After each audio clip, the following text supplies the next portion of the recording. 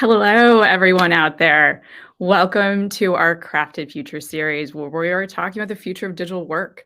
My name is Ciel Vanderveen. I am the Managing Director of the Webby Awards. Over the past year with our partners at WP Engine, we've covered a range of topics, from technology and tools to the future of web development. But this season, in our first event, we're excited to dive into an important topic that is impacting all of us, from company leaders to managers, creators, makers, from the top to the bottom, every company, big or small. And we've seen so many headlines over the past 3 years during the pandemic about remote work, the Great Resignation, quiet quitting. Even Beyonce told us this year we should all quit our jobs. So if you didn't resign because Beyonce told you to, and I hope you didn't, and you're not busy quiet quitting right now, I would love to ask all of you at home or at work, wherever you might be, has your perspective on work changed? Let me know what you're thinking. Drop them in the comments right now. Just tell me yes or no. Has your perspective on work changed? It may be how you feel about it, maybe how you're actually going about work, but I'm guessing it's changed. I would love to see your comments. Tell me what you're thinking, because I know we've been through a lot over the last few years, and so much about how we're working has evolved and changed over the past few years. It's provided companies some really great opportunities to build teams anywhere in the world.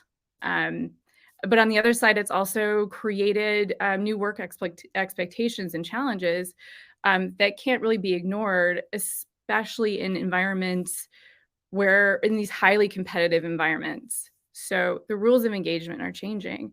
And we hope today that we can provide you with some insight in how others are managing this change and how you can go forth into the world.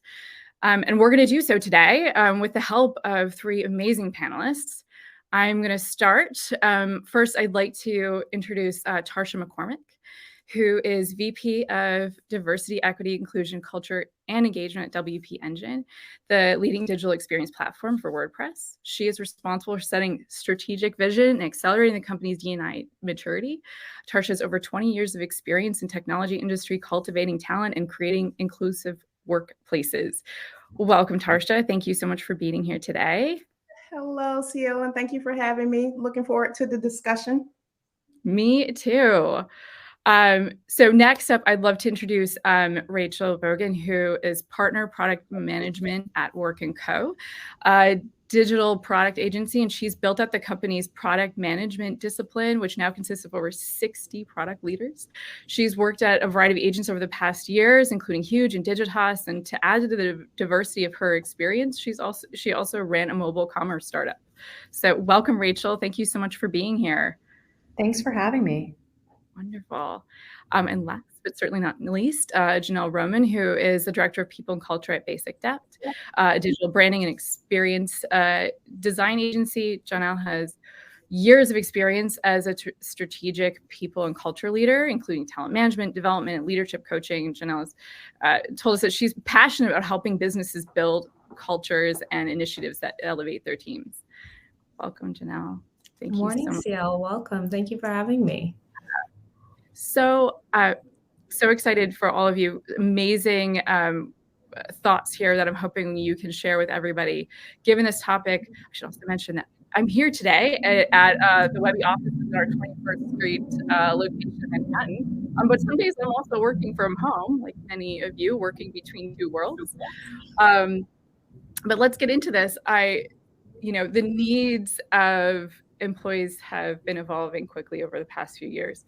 And coincidentally, Gen Z also entered into the workforce as we were living through this pandemic, political unrest, social injustice, economic challenges, just to name a few of the things that we've been through over the past few years. And alongside this, employees are starting to look for more. There are increasing demands for higher pay, remote flexible structures, quicker hiring process, inclusivity, equitable workplaces. They're looking for more development to find company culture, clear advancement paths in their careers. I mean, we could talk about this probably for hours because there's so much to dig into here, honestly. But we wanted to focus today on a few of the things that are bubbling up, some of the bigger challenges, the work-life balance, remote and hybrid work, and some of the ways that we can evolve to build the best teams and meet the changing needs. So for folks at home, we'll have a little bit of time as well to answer any questions you might have as we go through this. So please, as we go forward, please feel free to add your questions to the Q&A tab, and we will do our best to get to them at the end of our conversation.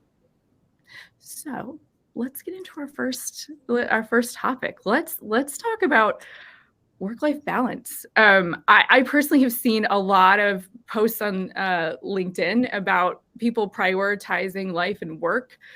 Certainly is not a new challenge.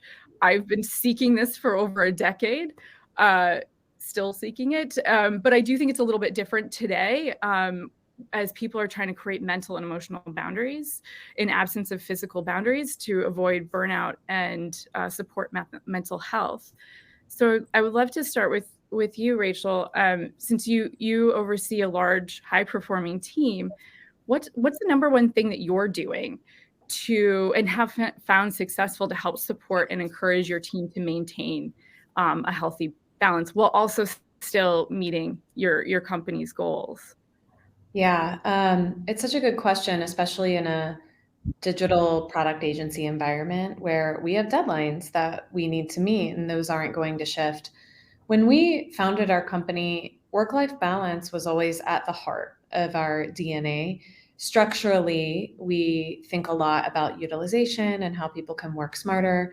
But culturally, we found that it's really about the signals that you send to your team. And that starts as leaders. We're really mindful of not sending emails outside of working hours, scheduling messages so that they meet the time zone of the individuals that we're talking to, taking PTO and not sending emails on PTO. So it really begins with the leadership. But on the day-to-day level, we also pair all of our team members with someone that we call a mentor. It's essentially a manager that's checking in with them on the regular. But we've made a part of those conversations talking about how you're doing as a manager so that they feel more comfortable sharing how they might be doing. Asking about hobbies, asking about time outside of work, social connections, things that are proven by research to help increase individual happiness. And so we've really focused on those one-on-one connections and leading by example. That's great. I think that's so important. It truly does start from the top. And thinking about what a company can do to support its employees. I would love Jonelle and Tarsha, and I don't know who wants to go first. Take your pick. But I think there are a lot of companies are trying to figure out what they can do to help support around this from mental health. What are some of the best things that resources or programs that you think companies can offer to their teams to help combat burnout? Yeah, I'm happy to go first on this one. I mean, to Rachel's point, I think work-life balance has always been a struggle, I think, across industries for a long time. But something that really shifted over the pandemic was that team members and companies really got clarity on what drove them. And it went from focusing your life around work to how you can focus work around your life. And I think organizations really shifted to that. And I think one of the really amazing things from a mental health standpoint, especially over the last 2 years, that organizations, one of the things that Basic DEPT does is that we do provide a lot of mental health benefits through our insurance benefits. But even for team members who do not have insurance with us or with their company, for example, there are tons of resources through Talkspace, Ginger, that are available across different platforms that team members can have access to. And I think an important thing from, again, the leadership from top down is making the topic of mental health not being a taboo topic at work. Team members being able to feel safe to talk about how they're feeling when they're not doing well is super important, and people being able to feel safe to be able to not be okay at work and therefore deal with it. Another thing that also I think has been immensely helpful throughout the last 2 years is becoming trained as a mental health first aider.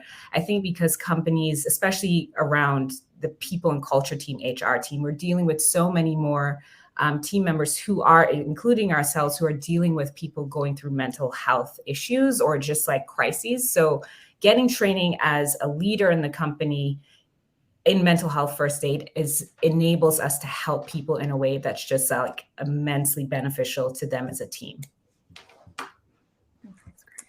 So I will join in and echo a lot of what Jonelle already shared. Removing the stigma is really important. We started a employee resource group, focused on mental health and behavioral health that has really provided opportunities for our employees to connect with each other and support each other. That has been very helpful. But I also think it's important to provide a variety of resources and programs. I think most companies offer an employee assistance program. I think that's, very foundational level, but it does provide 24-hour, confidential access to mental and behavioral health specialists. And some of the things that we've done at WP Engine is to provide a lifestyle spending account. They are increasingly becoming more popular. We provide employees $100 a month, or the US equivalent, to use on whatever is most meaningful for them. So whether that is getting a massage or using it on some home gym equipment or travel, maybe it's lunch, giving them the flexibility to utilize that money however they see fit has been very helpful. We get a lot of positive feedback on that benefit. And one of the things that we've seen coming out of the pandemic is employees really want flexibility, and they want the opportunity to choose what is best for them. We provide a subscription to the Calm app. We've gotten positive feedback on that. We provide monthly health challenges where people can win prizes. But we also did something very different this year, where we had a give back week, because there's a lot of research out there that also suggests that when you are supporting other people, it also helps your own health and well-being. And so we had opportunities for people to support virtually as well as in person in their local communities, or even think about how they're giving back to their self. We also had a wellness week, again, where we offered virtual and in-person opportunities for people to think about their own wellness. So those are just some of the things that we are doing. And you have to be creative and provide a variety of opportunities for people to connect with their own wellness.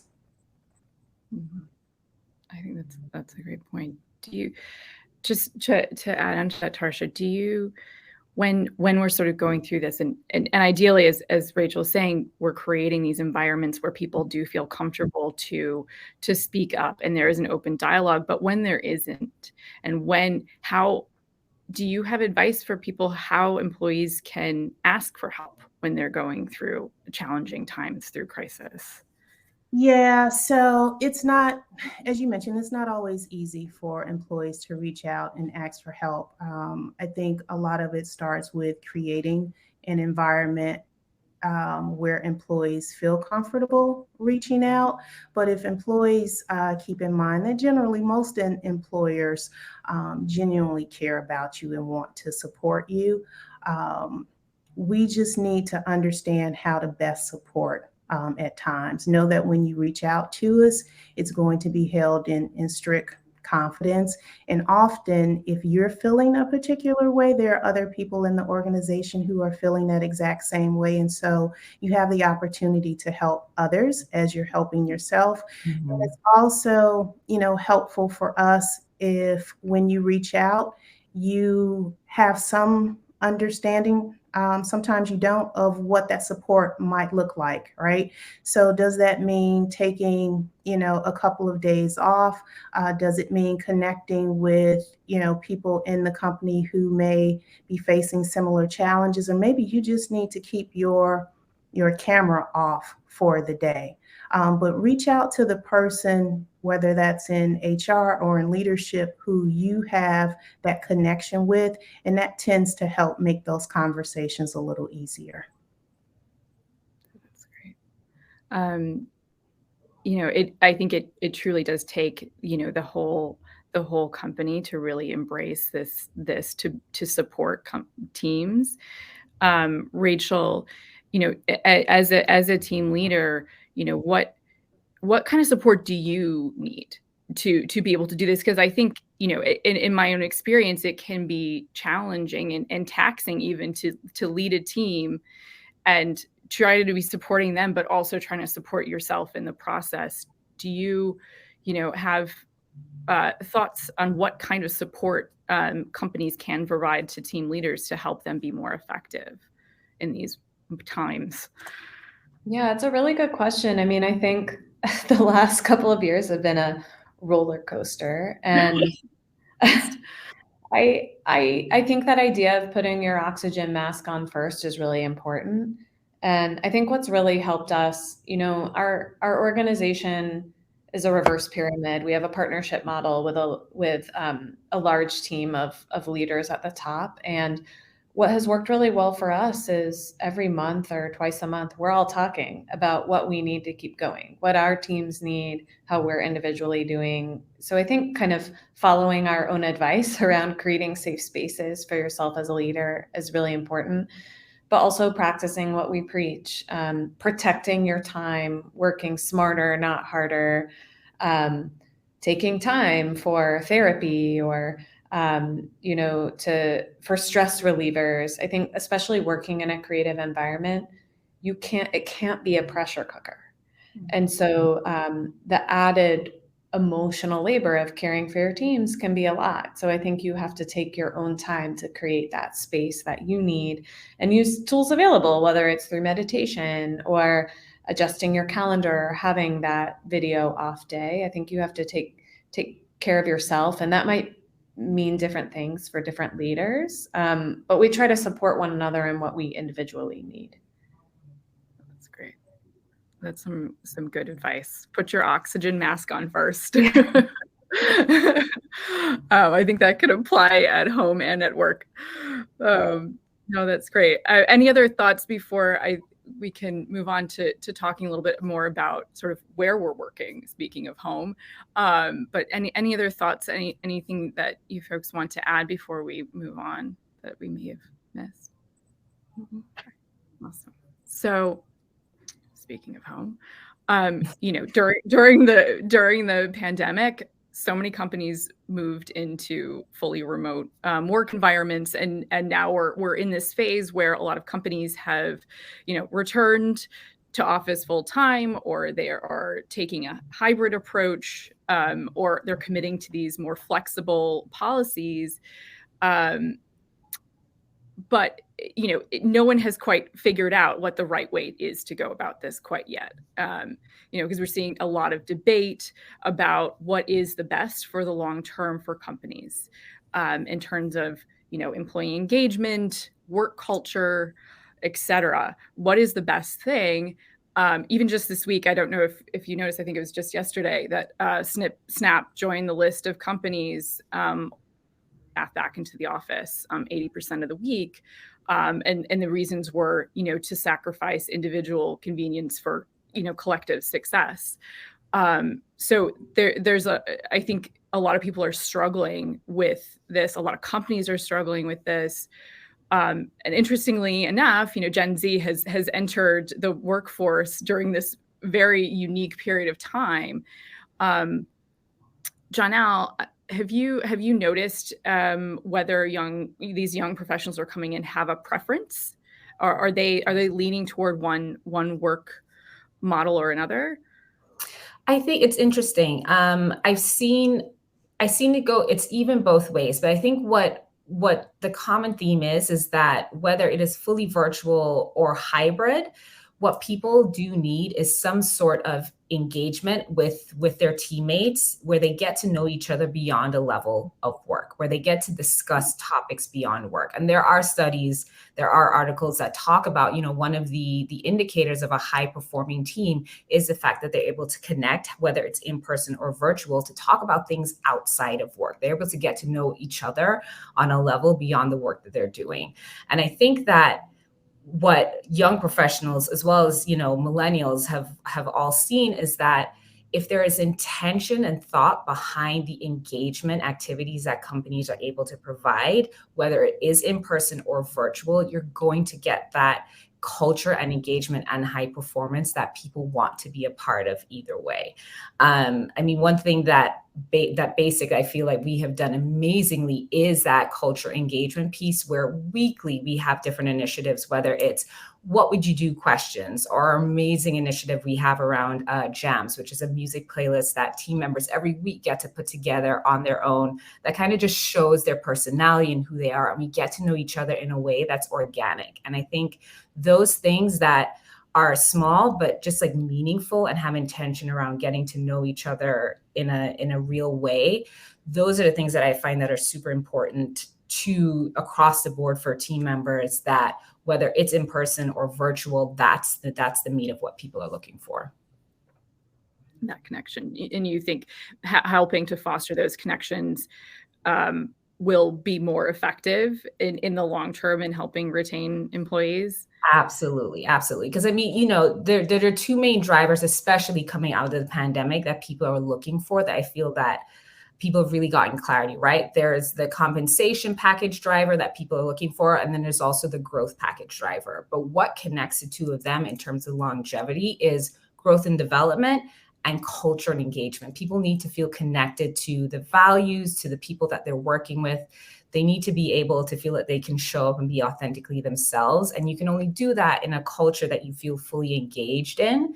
And that's a long-term piece. And that can be done virtually or in person, but it takes a bit more intention and thought process to do it virtually, because we're still all kind of just figuring this out, but it can be done. And I think we've done a really good job of doing that, but that's the key to, I think, holding team members who want to be a part of an organization more long-term.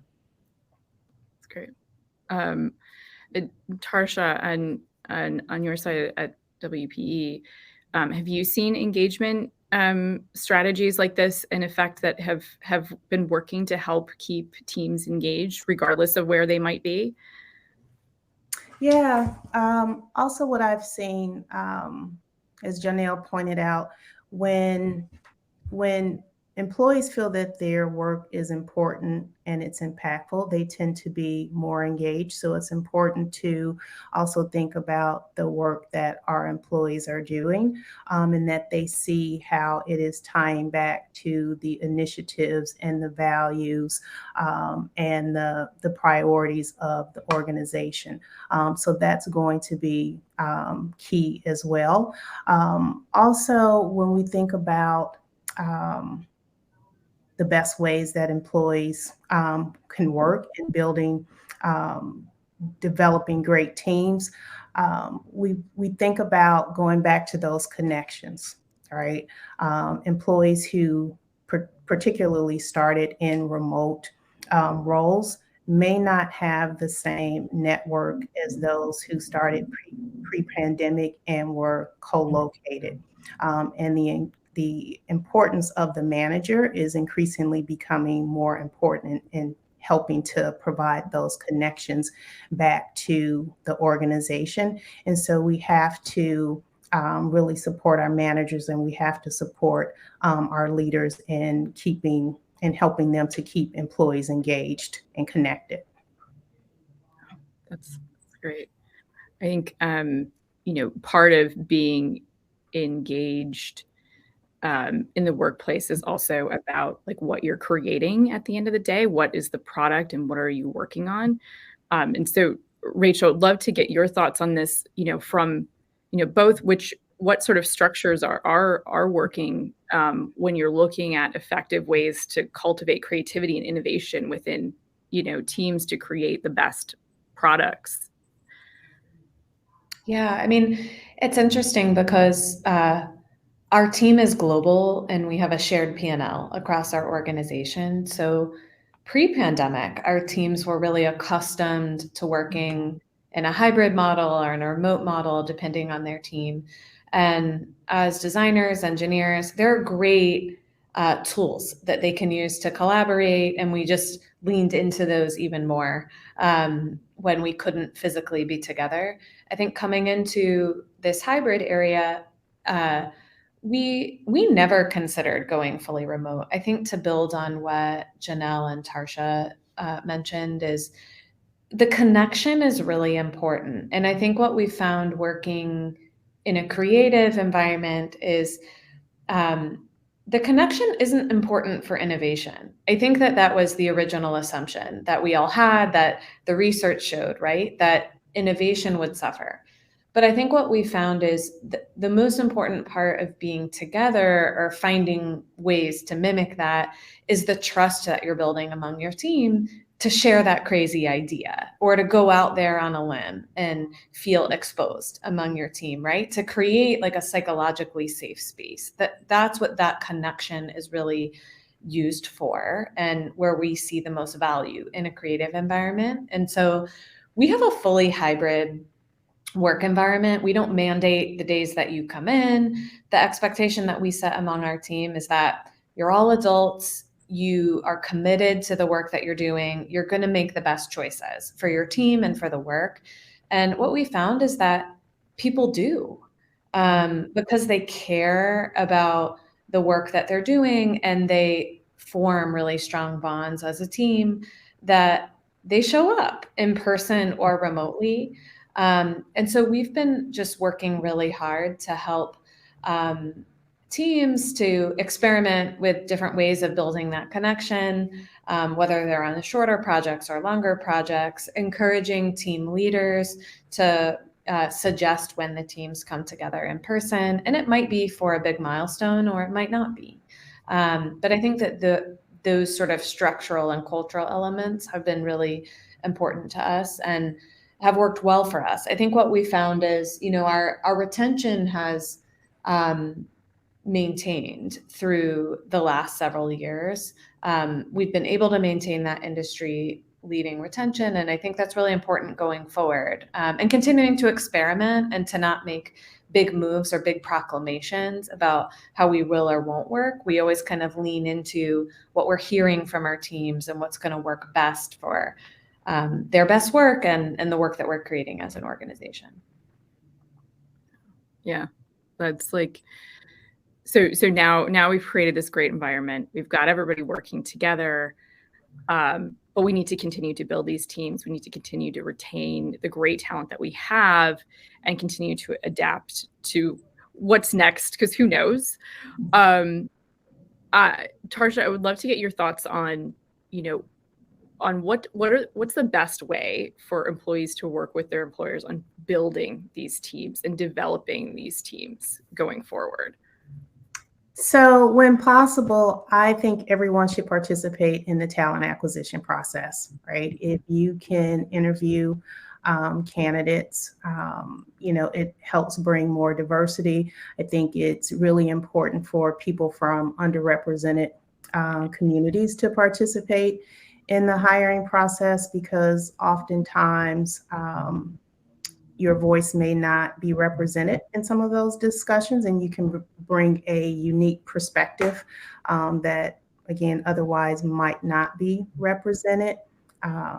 Also, I can't stress the importance of giving input and feedback. We really need feedback to understand, what's happening on the ground, what's important to you, what challenges you're facing, what's working, so that we can assess, reassess, and make some changes and really customize some support. But also, if you can help coach and mentor other people, be an onboarding buddy for new hires, help them, get connected and establish their networks. Those are all great ways to help develop and create best teams. Yeah.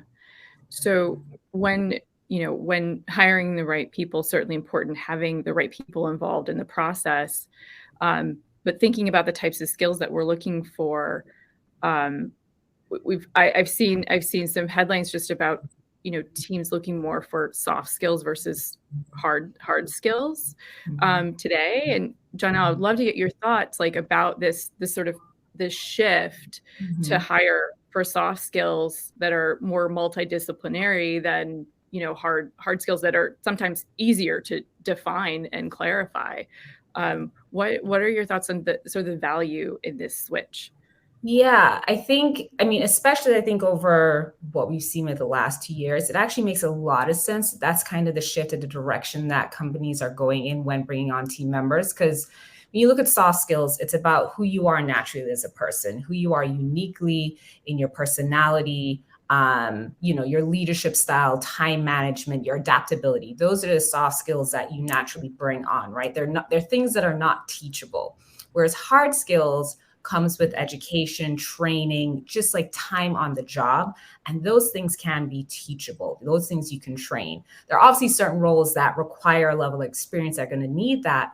But in knowing how our team members' needs have changed and what they're requiring of us as leaders and employers have changed, it's super important to bring in people who have the natural soft skills to be able to be adaptable, to lead, to be empathetic with people that they're managing or that they're just working with. So, you know, you can train somebody on a new skill. You can't teach them to be who they are. So those soft skills that we are putting so much more importance on make a lot more sense in terms of why that value is shifting. That makes a lot of sense. Thank you for that. Yeah.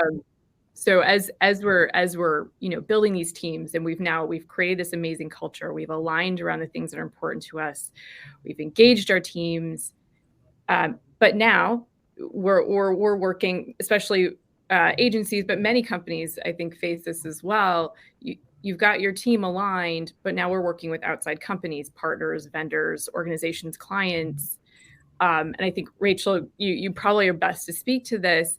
You know, how can we get our partners or, you know, clients also on board with the way that we're viewing and working, so that we can create inclusive products and ensure that we're working together in a way that is like diverse and equitable? Do you have, you know, suggestions for how we can go out into the world and get our partners on board as well? Because ultimately that's going to impact our teams. That's right. Yeah. And our teams, especially more junior members of the team, care deeply about this. Like, this is really important. And I think we've tried to address this in a few ways. And they begin at home. They begin with the example that we can set for our clients. So it begins with how we put together our teams and diversify our hiring so that we're building more diverse teams and bringing that to every project. Especially when you're working in a tech space, it can be rare that you have as diverse a team on the other side of the table. So it's really important that we show up in that respect. At Work & Co, we've also taken a lot of time to invest in our own environment and social impact, whether that's through annual data collection and reporting, but also we've invested $1 million in a fund that is intended to support pro bono and cause-based work. And that work will support the society at large or the world at large. In 2020, we invested in companies that focused on the advancement of the Black community. We are investing in organizations like Emilio, Diversity in Design, Woke Vote. Prior to that, we invested in work with Planned Parenthood. So we try really hard to put our money where our mouth is, and bring in our teams to work on that work, which is really important to them. And I think that what we found is, while not all clients are able to do the same thing, they respond so positively to the work that we're doing. Like, it matters, and it's important to them and the choices they're making in terms of what agencies to partner with. So all of those approaches, it might seem small, but I think over time, that's how change is made, through the example that we can set. And so that's what we've tried to do and have, continued to do and are really excited about. So as we look forward to how we continue to evolve and be able to be responsive to the future needs of work, whatever those might be. Tarsha, do you have suggestions for how companies can continue to adapt to the evolving values and be able to stay ahead of the game? Yeah, it's probably safe to assume that things will continue to evolve. But what has worked for us has been to keep our employees' well-being, flexibility, and growth and development top of mind. Mhm. And we've tried to stay true to our core values. We've used them as guideposts when we've had to make difficult decisions. I'm going to go back to seeking, input from employees to understand, what they want, and the support that we can provide. But also, we've been very agile. I think Rachel mentioned, don't get married to one thing, try something out. If it doesn't work, be willing to pivot and make some changes. And I'm going to go back to making an investment in your managers, in your leaders, because they are going to be the key connection for a lot of employees back to the organization. They are the ones who are helping to create inclusive environments and equitable practices, on their team, and they're building that psychological safety. And I think if we can focus on those four things, we will be able to continue to adapt to whatever the next model is. That's great. I think perhaps on that note, we should pivot to take some questions from folks. I know we have quite a few in there. We have time for all of them. I'm so sorry, everyone. But we'll definitely get into as many as we can here before we run out of time. I think the first question is, what emerging digital tools are you using to achieve workplace goals around team building, employee mental health, and company culture? I throw this to the group if anyone wants to take this one. Yeah, I'll jump in on this one. I mean, I touched on this earlier when talking about the mental health resources and tools. And I think that from a digital standpoint, it's working with organizations or platforms that provide digital or virtual resources for mental health. So I mentioned Ginger, you have Talkspace.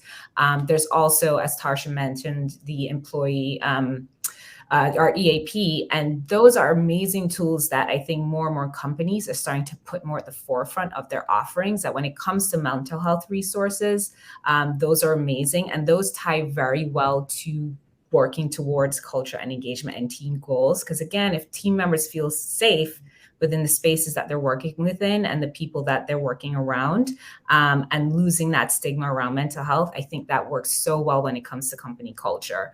And also just, I think on a basic level, something that we've used through just like virtual meetings like this is being intentional around creating spaces to get to know each other. So like, we do a summer outing virtually where we put each other in different groups and somebody leads it. And there's fun, different games that we use to just get to know each other and have fun. And I think that, it isn't a groundbreaking tool that we're doing. It's something that's been done in person, but we're shifting it a little bit to use it in a virtual way that has a huge impact. So people feel tied to the people that they work with and the work that they're doing. And it's all done through the lens of the values that we stand by as a company and the purpose that we're ultimately working towards. Tarsha, Rachel, any digital tools that you're currently using that we'd like to share? So we're using a few for team building. We use different tools for, virtual team building. Whether it is an escape room experience. I mentioned the Calm app. We use Wellable, which is a wellness platform. When we think about the work that teams are doing, we use a lot of our Our teams use Asana to keep track of the work and to stay connected. But each team really utilizes tools that work best for them, outside of the wellness tools that I mentioned earlier. Yeah, I think just to add to that, we've found similar patterns where teams are creating their own sort of traditions and experiences, whether it's Friday trivia on Slack or Airbnb digital experiences for team building, or some teams got their astrology charts read, like fun ways for them to connect.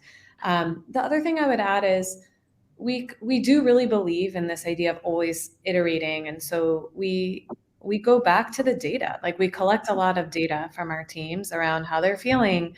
Are they feeling more connected, less connected? How is that similar or different across disciplines? And I think being able to go back to the data and look at what's working or not working is really important. Because as Tarsha said, like this is not, change is the only constant right now. None of this is going to be set in stone. So the more you kind of experiment and evaluate, the more success I think you'll find. That's great. Thank you. So the next question for everyone is, as leaders, how do you balance the business needs with your individual employees' needs? Everyone wants to take that one. I'll jump in first on that one, on this one too. I think this is in a lot of ways, I think has been a constant struggle, right? Across so many industries. But I think that at the heart of what allows companies to have to close that gap, right, in terms of what employees' needs are and what the company needs are, comes down to defining what your company vision is and what your values are. Because when those are aligned and you're bringing on, to Tarsha's point earlier with when it comes to talent acquisition, when you're bringing on team members who have been able to speak to a diverse range of people on your team, you're going to bring on people who align with those things, align with your values, align with the vision that you're working towards. And so that in and of itself, I think aligns the two together really well.